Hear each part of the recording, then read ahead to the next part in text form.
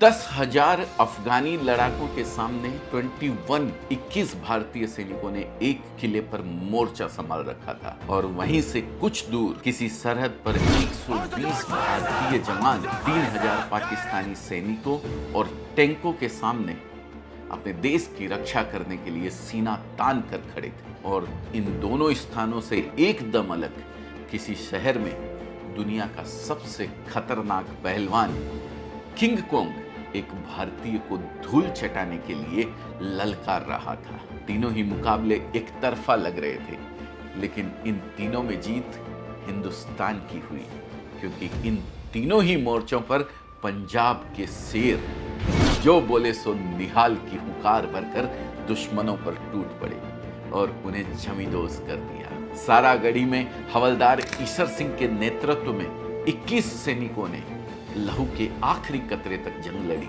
और 600 अफगानों को मौत के घाट उतार दिया। लोंगेवाला में मेजर कुलदीप सिंह चांदपुरी ने अपने योद्धाओं के साथ ऐसा भयंकर युद्ध किया कि पाकिस्तानियों की रूह कांप गई। दुश्मनों के 200 सैनिक, 36 टैंक और 500 गाड़ियां तबाह कर दी गई और उस 200 किलो वजनी दैत्य किंग कोंग को दारा सिंह ने उठाकर ऐसा पटका कि फिर उसके किसी भारतीय को ललकारने की हिम्मत नहीं हुई। नमस्कार दोस्तों, मैं अजय अजमेरा नमन करता हूं 5 नदियों वाली शौर्य और पराक्रम की उस भूमि पंजाब को, जिसने ऐसे पूत जने हैं जिनकी वीरता और सूरता की गाथाएं पूरी दुनिया गाती है।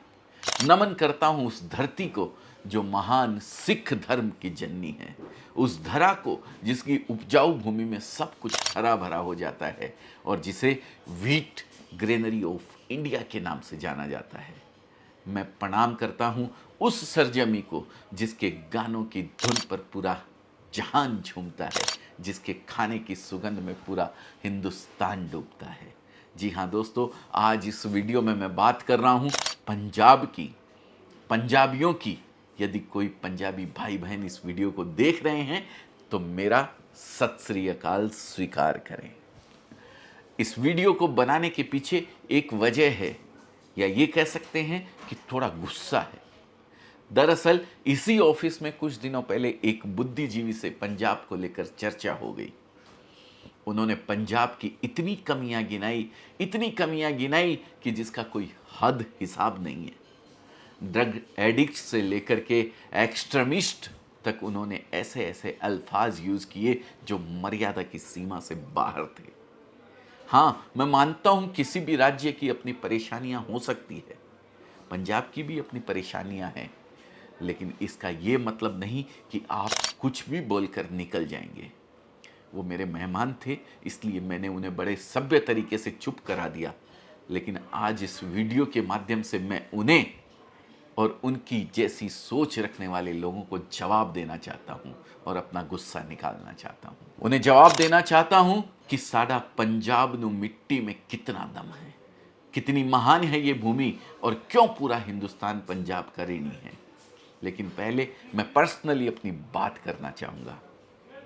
बचपन से पिताजी जब भी हमें कड़ी मेहनत करने के लिए प्रोत्साहित करते थे तो एक बात जरूर कहते थे, पंजाबियों की तरह मेहनती बनो। वो कुछ भी कर लेंगे पर कभी किसी के आगे हाथ नहीं फैलाएंगे।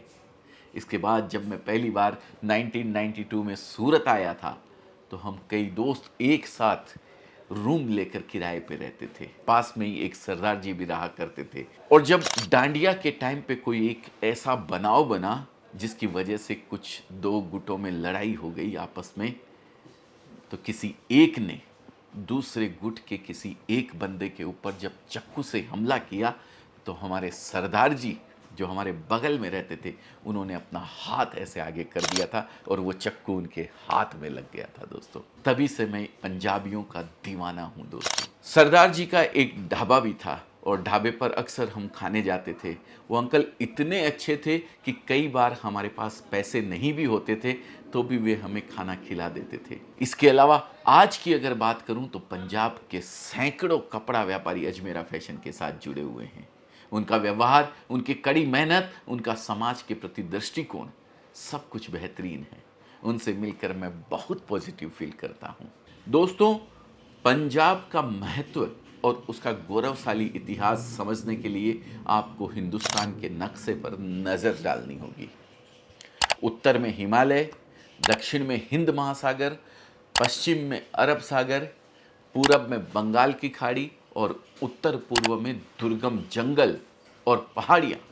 ऐसे में हिंदुस्तान में घुसने के लिए जो सबसे आसान तरीका था तो वो था नॉर्थ वेस्ट इंडिया यानी पंजाब।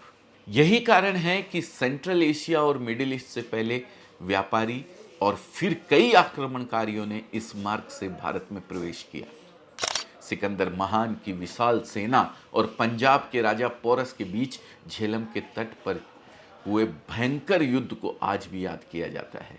उस युद्ध में सिकंदर भले ही जीत गया हो, लेकिन आज तक उसे किसी जंग को जीतने में इतनी मशक्कत नहीं करनी पड़ी थी। जीत के बाद जब उसने पोरस से पूछा था कि तुम्हारे साथ कैसा व्यवहार करना चाहिए, तो पोरस ने गर्व से कहा था जैसा एक राजा किसी दूसरे राजा के साथ करता है। इतिहासकार मानते हैं कि सिकंदर पोरस के पराक्रम को देखकर इतना भयभीत हो गया था कि उसने भारत में आगे बढ़ने का विचार त्याग दिया और पोरस को उसका राज्य वापस सौंपकर लौट गया। इसी तरह कभी पर्शियन तो कभी अफगान तो कभी अरब भारत में घुसने की चेष्टा करते रहे, लेकिन पंजाब के रणबांकुरों की जाबाजी देखकर उन्हें लौटने पर मजबूर होना पड़ा। ये हमले इतने फ्रिक्वेंट थे कि उस समय एक कहावत चल पड़ी, कड्डा पित्ता लोहेदा बाकी अहमद साहेदा, यानी जो खा पी लिया वो हमारा, बाकी अहमद शाह का, यानी हमला कर लूट कर ले जाने वालों का। दोस्तों, यहाँ मैं आपको पंजाब से जुड़ा एक बेहद रोचक तथ्य बताना चाहूँगा। पूरे हिंदुस्तान में पंजाबियों की हाइट सबसे अधिक होती है और साथ ही उनका लैक्टोज टॉलरेंस भी सबसे अधिक होता है, यानी उनकी दूध दही पचाने की क्षमता सबसे अधिक होती है। यही कारण है कि आपको पंजाबी ढाबों पे दूध दही के बहुत बड़े बड़े ग्लास देखने को मिलते हैं, लस्सी के बड़े बड़े ग्लास देखने को मिलते हैं। ऊंचा कद, अच्छी डाइट यानी अच्छी ताकत, जो पंजाबियों को दुश्मनों से लड़ने के लिए तैयार रखती थी। सचमुच अगर पंजाबियों के रूप में भारत माँ की रक्षा करने वाले पूत ना होते तो जिस सभ्यता और संस्कृति पर हम आज अभिमान करते हैं वो शायद इस धरती पर पनप ही नहीं रह पाती। जो लोग आज पंजाब पर उंगली उठाते हैं वो ये क्यों भूल जाते हैं कि जब औरंगजेब ने कश्मीरी पंडितों पर अत्याचार करना शुरू किया था तब गुरु तेग बहादुर ने उनकी धार्मिक स्वतंत्रता के लिए खुद को बलिदान कर दिया था। वो ये कैसे भूल जाते हैं कि जब मुगल हजारों लाखों सिखों और हिंदुओं को अपना धर्म बदलने पर मजबूर कर रहे थे तब गुरु गोविंद सिंह ने खालसा की स्थापना करते हुए उन्हें ललकारा था और कहा था, 1.25 लाख से एक लड़ाऊं, चिड़ियंते में बाज तुड़ाऊं, तबे गुरु गोविंद सिंह नाम कहाऊं। दोस्तों, वो पंजाब की ही धरती है जिस पर सिखों के पहले गुरु गुरु नानक देव जी ने जन्म लिया। वो पंजाब की ही धरती है जिसकी कोख से महाराजा रंजीत सिंह जैसे महान सम्राट पैदा हुए, जो साइमन गो बैक का नारा देने वाले महान स्वतंत्रता सेनानी शेरे पंजाब लाला लाजपत राय की जन्मभूमि और कर्मभूमि रही है। इंटेलेक्चुअल्स से मैं पूछना चाहता हूं कि क्या वे उस मत वाले पंजाबी भगत सिंह को भूल गए जिसने भारत की आज़ादी के लिए सिर्फ 23 साल की उम्र में हंसते हंसते फांसी के फंदे पर झूल कर अपनी जान दे दी? भूल गए उस फ्लाइंग सिख मिल्खा सिंह को जिसने धावकों की कई पीढ़ियों को इंस्पायर किया? प्लेयर ऑफ द टूर्नामेंट उस युवराज सिंह को जिसने भारत को 2011 क्रिकेट वर्ल्ड कप जिताकर करोड़ों हिंदुस्तानियों को गौरवान्वित होने का अवसर दिया था? और अगर भारत के राष्ट्रीय खेल की बात करें तो उसकी टीम के बारे में पंजाब के बिना सोच पाना भी मुश्किल है। शायद आपको याद होगा पिछले साल एशियाड में भारतीय टीम ने हॉकी में गोल्ड मेडल जीता था, लेकिन शायद आप ये नहीं जानते होंगे कि उस टीम के स्क्वाड में 18 में से 10 खिलाड़ी पंजाब के थे। दोस्तों, खेल के अलावा अगर आप एंटरटेनमेंट की बात कर लें तो भी पंजाबी किसी से कम नहीं है। बॉलीवुड के पहले सुपरस्टार राजेश खन्ना से लेकर हीमैन धर्मेंद्र तक और कपूर खानदान से लेकर खिलाड़ी कुमार अक्षय कुमार तक पंजाब का एंटरटेनमेंट इंडस्ट्री में बहुत बड़ा योगदान रहा है। मुझे याद है मेरी राजस्थानी बारात में भी बाराती बोलो तारा रारा की पंजाबी धुन पर डांस कर रहे थे। सिंग इज किंग आज किसको याद नहीं है। जो वर्ल्ड के किसी भी कंट्री में आप चले जाइए, वहाँ पे सिंग इज किंग करके लोग गाने गाते हुए नजर आ जाएंगे आपको। पंजाब के लोकगीत, पंजाब का पॉप म्यूजिक, पंजाब का सूफी म्यूजिक, इनका कोई जवाब नहीं है दोस्तों।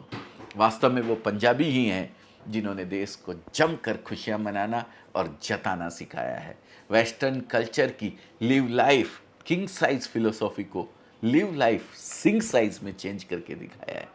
दोस्तों, यदि हम इंडस्ट्रीज की बात भी करें तो अगर गुजरात का सूरत, जहां मैं बैठा हूं, टेक्सटाइल मैन्युफैक्चरिंग का सबसे बड़ा हब है, तो वहीं पंजाब का लुधियाना भारत का 90% विंटर वियर प्रोड्यूस करता है।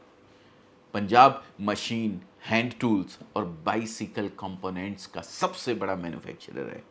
इंडिया की 85% सिलाई मशीनें यहीं बनती है। 75% स्पोर्ट्स गुड्स प्रोडक्शन यहीं होता है। और सबसे बढ़कर भारत में हरित क्रांति लाने वाला राज्य पंजाब ही है। 1960 के दशक में महान पंजाब राज्य ने ही मॉडर्न एग्रीकल्चर प्रैक्टिसेस अडॉप्ट करके देश को खाद्यान्न उत्पादन में आत्मनिर्भर बनाया और करोड़ों किसानों को नई दिशा और दशा दी। इसीलिए इस महान राज्य पर उंगली उठाने वाले महानुभावों से निवेदन है कि आप जरूर पंजाब की कमियां उजागर करें, उसे दूर करने के उपाय भी बताएं, लेकिन ये कभी ना भूलें कि पंजाब क्या है, पंजाब का इतिहास क्या है। ये ना भूलें कि कुश्ती के दारा सिंह से लेकर गदर के तारा सिंह तक पंजाब ने देश को क्या क्या दिया है।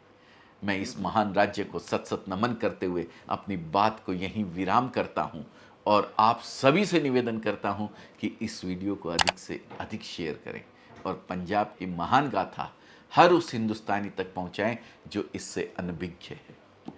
जय हिंद, जय पंजाब, जय भारत।